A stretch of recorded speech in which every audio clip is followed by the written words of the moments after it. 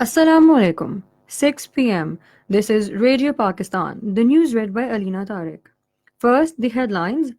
Foreign Minister has urged Human Rights Council to constitute a commission of inquiry for investigation into blatant human rights violation in occupied Kashmir. Envoys of OIC Group at a meeting in Geneva have strongly condemned the grave human rights violation by India in occupied Kashmir. Pakistan's permanent representative at the United Nations has urged UN Secretary-General to take urgent steps to deal with the worsening situation in Indian-occupied Kashmir. Yom Ashura is being observed across the country today with due solemnity to pay homage to the supreme sacrifices rendered by Hazrat Imam Hussain Razi Ta'ala Anhu and his companions. In Afghanistan, Taliban claimed to have captured Takhar's Yangi Kala district, killing a number of security forces personnel in clashes. British Parliament has officially been suspended for 5 weeks amid Brexit crisis. And now the news in detail.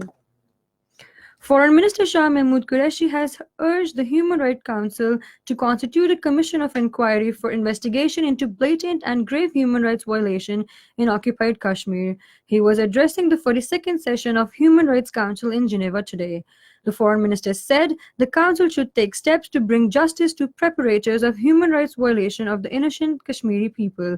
The foreign minister said if India has nothing to hide, it should allow unhindered access to commission of inquiry. He said Pakistan stands ready to allow access to the proposed Commission of Inquiry and other mechanisms on our side of line of control, with similar access to Indian-occupied Jammu and Kashmir. Shah Mahmood Qureshi said the Human Rights Council should urge India to immediately lift curfew and reverse the clampdown on communication blackout in occupied Kashmir.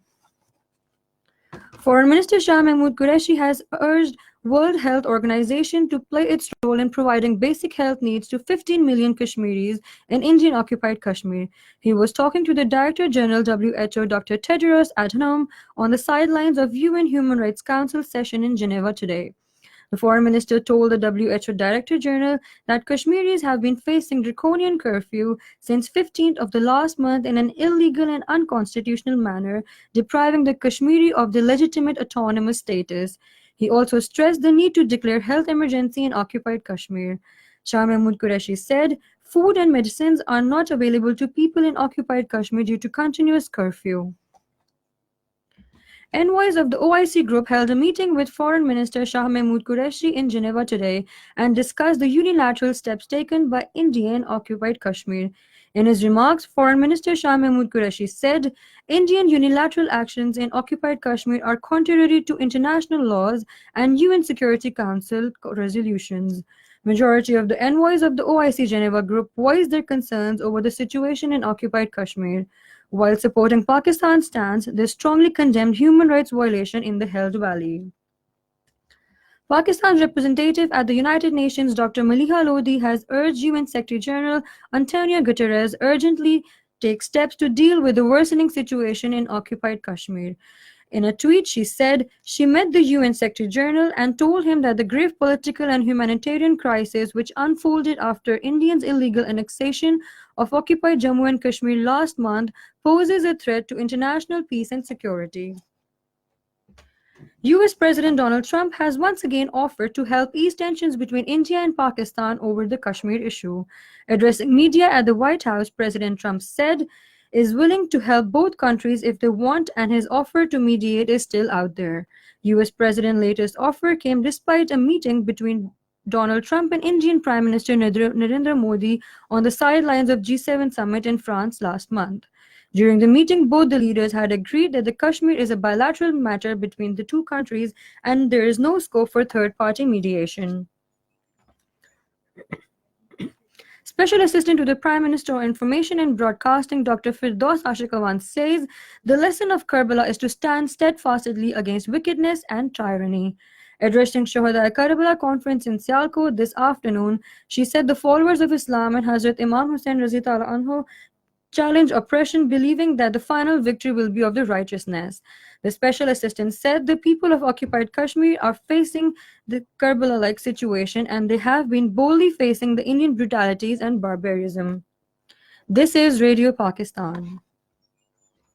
Yom Ashura is being observed today across the country with due solemnity to pay homage to the supreme sacrifices rendered by Hazrat Imam Hussain Raziallahu Ta'ala Anhu and his devoted companions in Karbala.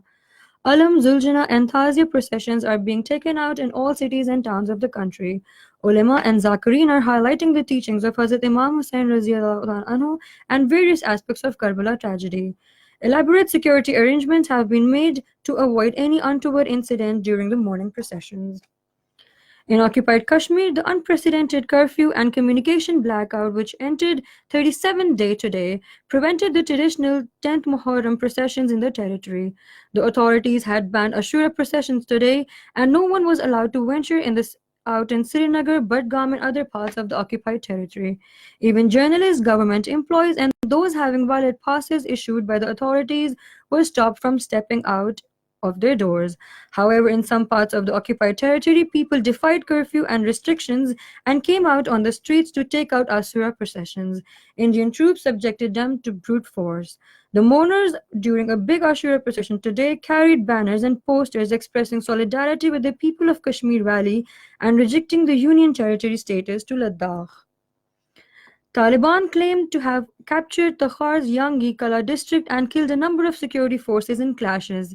Meanwhile, a spokesman of the provincial government, Muhammad Jawad Hijri, said the Yangi Kala district has fallen to the Taliban after heavy clashes. He said the forces are trying to retake the district from the Taliban while clashes are still ongoing. British Parliament has officially been suspended for 5 weeks amid Brexit crisis as members of Parliament not due back until 14th October. According to media reports, PM Boris Johnson bid to call a snap election in October was defeated for second time. Opposition MPs refused to back it, insisting a law blocking no-deal Brexit must be implemented first. In all, 293 MPs voted for the Prime Minister's motion for an early election, far short of the two-thirds needed. Palestinian security forces says its gunmen have shot down a small Israeli aircraft at the east of Rafah in southern Gaza Strip. The sources have no further details about the incident. Meanwhile, Israeli army spokesman has confirmed about the crash of a small drone. North Korea has shown its willingness to restart denuclearization talks with the United States. Vice Foreign Minister Choi Sung-hai said in a statement that both sides have agreed for a comprehensive discussion. And finally, the weather. Mainly hot and humid weather is expected in most parts of the country during the next 24 hours. And that is the end of the news. For more news and analyses, log on to our website radio.gov.pk. Also watch live video streaming of our bulletins on the link facebook.com/Radio Pakistan News Official.